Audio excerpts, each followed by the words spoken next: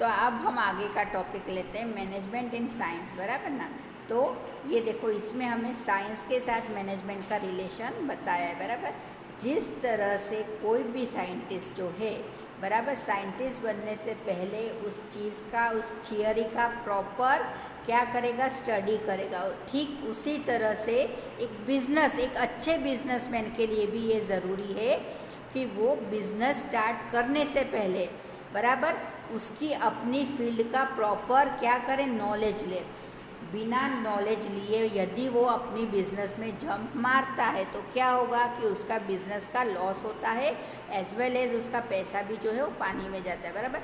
Business का main purpose क्या है भाई, तो बिजनेस का मेन पर्पस है वो हमारी कैपिटल गेन करना है, बराबर ना, हमारी लिक्विडिटी गेन करना है कि भाई हमारे पास पैसों का फ्लोइंग भी जो है वो बराबर चलना चाहिए, हमारी कैपिटल भी बढ़नी चाहिए ना, और हमारे साथ जो जुड़े हुए दूसरे मैन पावर है उन्हें भी पैसा मिलना चाहिए।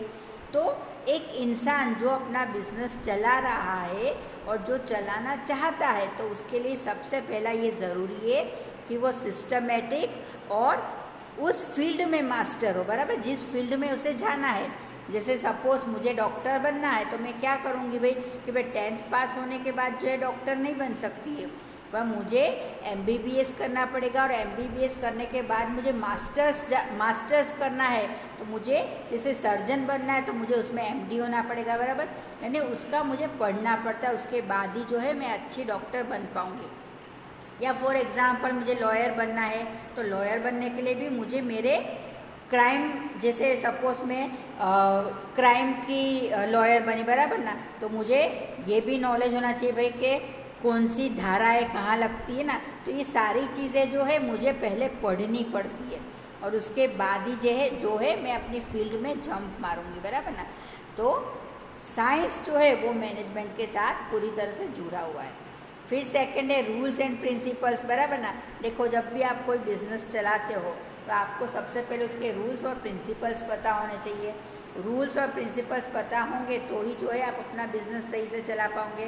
फॉर एग्ज़ाम्पल, आप सपोज बिजनेस कर रहे हो किसी भी चीज़ का, स्टोरेज का, बराबर ना, तो आपको ये पता होना चाहिए कि मैं ये चीज़ स्टोर कर रहा हूँ तो मुझे स्टोरेज में जो जो चीज़ यूज़ करनी है, बराबर, कितने डिग्री जो है मुझे टेम्परेचर रखना है, कितने टाइम के लिए मेरी चीज़ स्टोर होनी चाहिए, और उसे मुझे अच्छा रखना है, यानी उसमें एक भी जंतु ना लगे, इस तरह से मुझे रखना है। तो मुझे क्या करना पड़ेगा, यानी पहले सारे रूल्स मुझे फॉलो करने पड़ेंगे। फिर सपोज आप कोई केमिकल फैक्ट्री है आपकी, तो आपको अपना केमिकल जो है वो दूसरी जगह भेजना है तो आप किस तरह से भेजोगे, बराबर ना। आपको कौन सा मोड जो है वो सस्ता पड़ता है, चीप पड़ता है, आप बाय रोड भेजो या बाय एयर भेजो या बाय वाटर भेजो, बराबर है। तो आपके लिए कौन सा मोड जो है वो सस्ता पड़ रहा है। तो ये सारी डिटेल्स जो है हमें हमारा बिजनेस शुरू करने से पहले पता होनी चाहिए, बराबर ना। फिर है क्लोज एंड इफेक्ट रिलेशन, बराबर ना।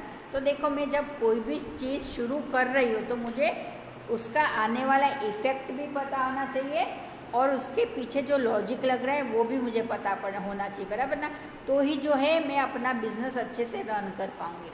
किसी भी चीज़ में, चाहे वो साइंस हो चाहे वो बिजनेस हो, सब में हमें एक्सपेरिमेंट करना ही पड़ते, बराबर ना। देखो, मैंने अभी आपको एग्जांपल दिया था कि सपोज़ मेरा अचार पापड़ का बिज़नेस है और मैंने मेरी पूरी दुनिया में मेरा बिज़नेस फैलाया है, बराबर ना।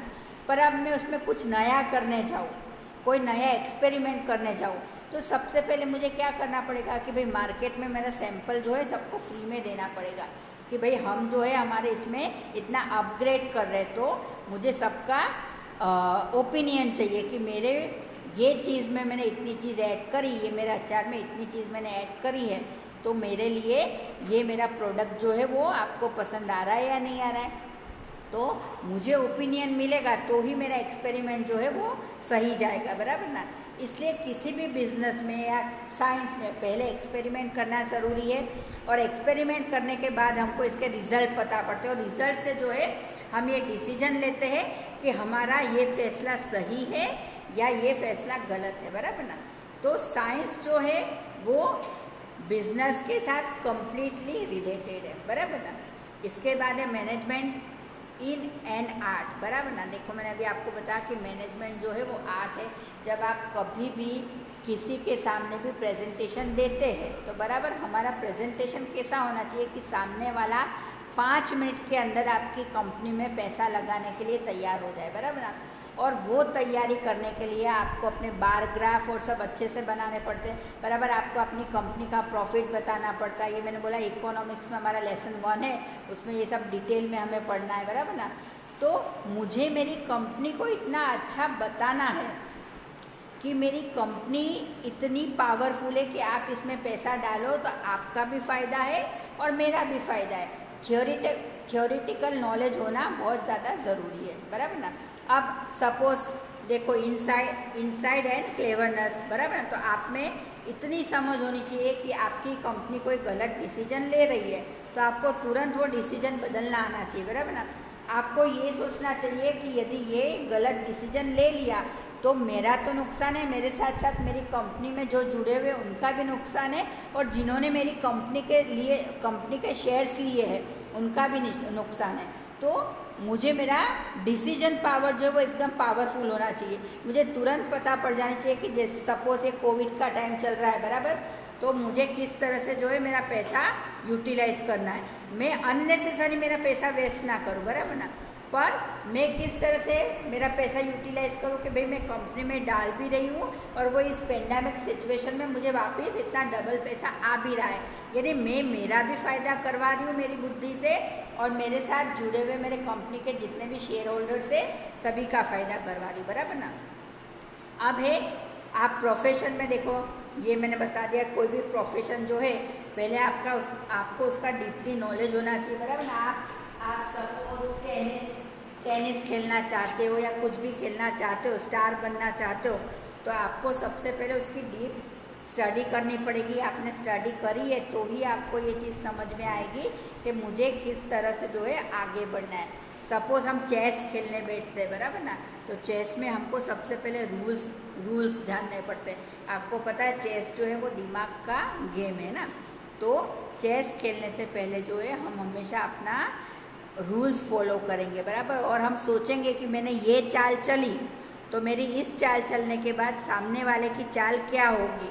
तो उससे पहले मैं प्री प्लान बना लेती हूँ कि यदि मेरा प्यादा ऐसा चला तो सामने वाला जो है अपना हाथी यहाँ चलेगा, बराबर ना। तो उसने अपना हाथी चला तो मुझे मेरा तोड़ तैयार रखना है। तो बिजनेस में ये चीज़ तो सबसे मेन है ना भाई। बिजनेस जो है वो कंपटीशन ही है ना, तो कंपटीशन है तो मुझे सामने वाले के दिमाग से 4 कदम आगे चलकर सोचना पड़ता है, बराबर ना। कि चलो मैं मेरा प्रोडक्ट ला रही हूँ तो मेरे प्रोडक्ट के लाने के बाद सामने वाला जो है अपना ये चीज़ मार्केट में लॉन्च कर सकता है, और उसकी लॉन्चिंग के बाद मेरा डिसीजन क्या होना चाहिए, बराबर ना। मुझे उसका भी तोड़ सोचना पड़ेगा। तो ये क्या है, मेरे प्रोफेशन में मुझे समझ होगी तो ही जो है मैं मेरा बिजनेस अच्छे से रन कर पाऊँगी, बराबर ना। आफ्टर ऑल अच्छा बिजनेस जो है वो हमारी वेल्थ भी बढ़ाता है, हमारी कैपिटल इनकम भी बढ़ाता है और हमारे नेशन को भी आगे बढ़ाता है ना। यानी आपका अपना ग्रोथ इंक्रीज नहीं हो रहा है, आप अपने साथ साथ में दूसरे 10 जनों का ग्रोथ जो है इंक्रीज कर रहे हो। तो इन शॉर्ट बिजनेस में आपको यही ध्यान होना चाहिए। मैनेजमेंट करते टाइम जो है आपको सबसे पहले यही ध्यान होना चाहिए कि मेरे सामने वाले कंपटीशन वाले जो है यदि वो मेरे अगेंस्ट में कोई भी चीज़ लाते हैं तो मुझे किस तरह से उसका तोड़ जो है वो अपनाना है, बराबर ना। अभी आप स्टैंडर्ड 12th में हो तो ज़रूरी नहीं है कि चलो आप 1 to 11th में फर्स्ट आए तो 12th में भी फर्स्ट आ जाओगे, बराबर। आपके जो राइवल है उन्होंने पहले से सोच लिया होगा कि भाई ये फर्स्ट आ रहा है तो इस बार तो मुझे 12th में उसे नीचा बताना ही है, मुझे उससे ज़्यादा परसेंटेज लाना है। तो मैं क्या करूँगा भाई कि क्या करूँगी कि मैं मेरा मैनेजमेंट इतना अच्छा करूँगी कि सामने वाले को पता ना पड़े और मैं अपना ग्रोथ बताती जाऊँ, बराबर ना।